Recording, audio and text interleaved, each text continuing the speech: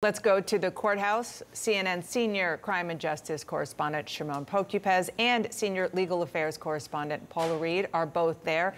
Paula, I want to start with you because several media outlets, including CNN, petitioned the judge to unseal the indictment early and also allow cameras in the courtroom. What can you tell us about the status of that?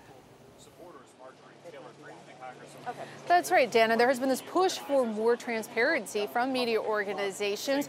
We wanted the indictment to be unsealed ahead of tomorrow's arraignment, when it is historically usually revealed for the first time. And also there's been a push for cameras in the courtroom, arguing that, yes, while there are not usually cameras in Manhattan courtrooms, that there is no greater public interest than when you are talking about the arraignment of a former president of the United States. Now, the judge gave both the prosecutors and the defense until 1 p.m. today to weigh in.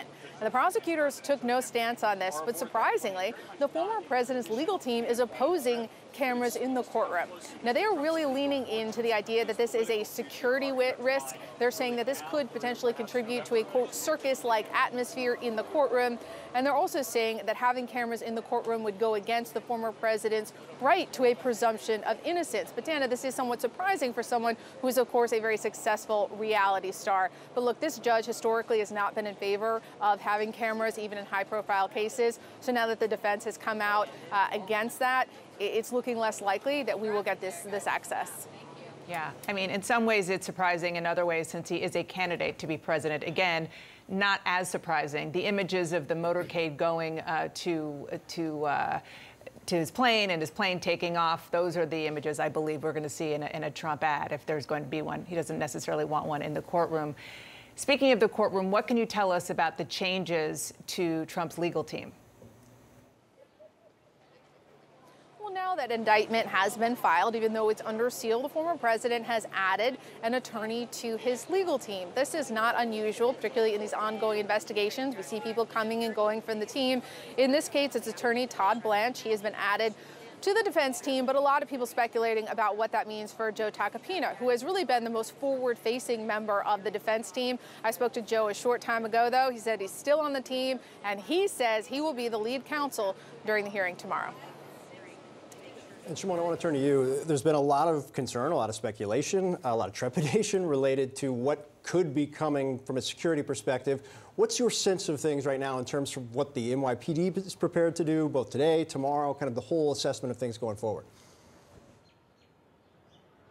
Well, Phil, certainly securing the former president, making sure he gets inside the building here behind us, that's going to be the #1 priority, getting him in there, making sure no one tries to interrupt the proceedings. But the issue now is, like, if they're not going to have Phil cameras in the courtroom, every image that we could possibly get of the former president is going to be important. And one of those images could come here on Hogan Place. This is where the district attorney's office is. This is where we expect the motorcade with the former president to drive down. We expect that he's going to come out of the car and then walk through the doors of 1 Hogan Place, which is here to my right, and walk in and surrender to the district attorney's office, and then essentially he will be under arrest. And at that point is when the arrest processing, the fingerprinting, all the paperwork that comes along with that will take place. But he will walk into these doors. He will be met there by district attorney staff, the investigators on the case. Those are the people that will be making the arrest, and then they will take him upstairs where they will do the processing. But right now, as they prepare for tomorrow, we're seeing a lot of barricades here today. Certainly we're seeing several more officers, court officers, NYPD personnel. And tomorrow what we expect is that this entire street is going to be closed off as they bring the motorcade through here, but then also the streets surrounding the courthouse, because there is some concern for protesters. There's a lot of choreography going on right now. Certainly a lot to watch tomorrow as well. And Shimon is going to be there for all of it. Shimon Prokupecz, Paula Reed, thanks so much. I want to get back out to Caitlin outside Trump Tower, and I'd like her opinion on whether it's a regular thing for the president to be against creating a circus-like atmosphere from a media perspective. Caitlin, you have any thoughts on that? Yeah, there'll be some questions about that, of course. That is coming from the Trump legal team. We should know we are here outside of Trump Tower, just a few blocks away from where Shimon is. We have CNN's Chief National Affairs Correspondent, Jeff Zeleny, and CNN Senior Legal Analyst, Elie Honig, both with us.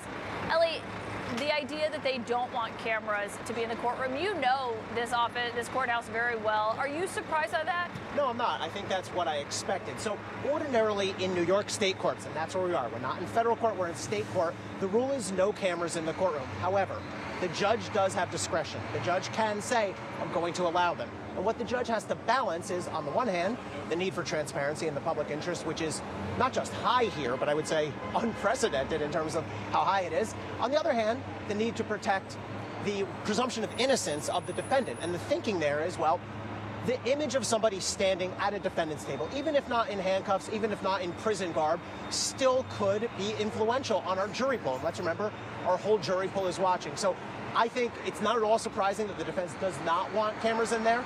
I mean, an image of a person standing at a defense table could be even more prejudicial than a mugshot, if you think about it. So we will see what the judge decides on this. It's important to keep in mind. Tomorrow's arraignment is going to last no more than 10 minutes, maybe as short as 5 minutes. So the judge will make his decision on tomorrow. Ultimately, it's going to be a much bigger question about, does the judge allow cameras in for the trial? If there is a trial, Yes. right? And what does this judge have a history of doing when it comes to cameras? Yeah, so this judge historically has not been open to the idea of cameras. He denied a request to have cameras in the Trump Organization trial, which happened last year. He did allow still photography in the room when Allen Weisselberg was sentenced, but that's just a still photo. That's not a live feed. Yeah, Trump's chief financial officer, who is serving the final days of his prison term.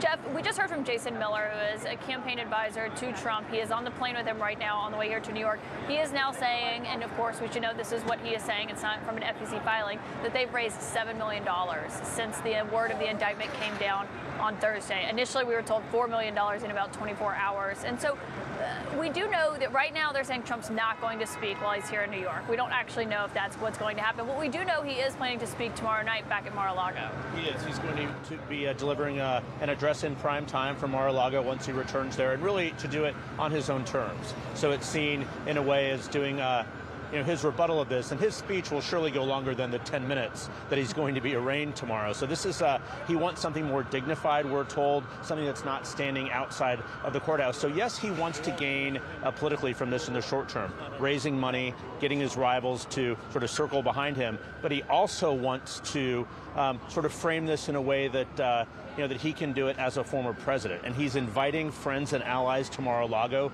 He wants to be surrounded by them. So that is how he hopes to put an exclamation point on this first court appearance, I guess. So again, a short-term political benefit. The $7 million, we should point out, if that's true, that's from small dollar donations, like selling all kinds of a variety of things like indictment merchandise, and just people sending support because they think he's wrong. But again, the long-term benefit of this, we will just have to sort of take our collective breaths. This will be with this presidential campaign, likely throughout the Republican primary, if not beyond. Yeah, it's reshaped the state of the field right now. Elie, tomorrow Trump will be before this judge that we should know he's been trashing, claiming that he hates him. He's also obviously gone after the district attorney here. We've seen that. There's a chance the judge could dismiss this potentially. We don't actually know what the judge is going to do. Yeah, so never a good idea to talk negatively about the judge or the prosecutor. Although you're entitled to do that, you do have a First Amendment right. But there's two lines that we have to watch here. Number one, at a certain point, the judge can issue a gag order, meaning I officially order you to stop speaking publicly about this case. And if that happens and Trump violates it, then you can get into serious trouble. The other thing that we have to watch for is if it crosses a line where it gets into that realm of threats, then there could be a charge here, potentially. I don't think we'll see one, but it's possible. At a certain point, threats to a prosecutor, threats to a judge become illegal. Now, that's a matter of judgment for the prosecutor, but if it gets to a point where it appears that Trump is calling for physical violence or making a physical threat, then that's a possibility.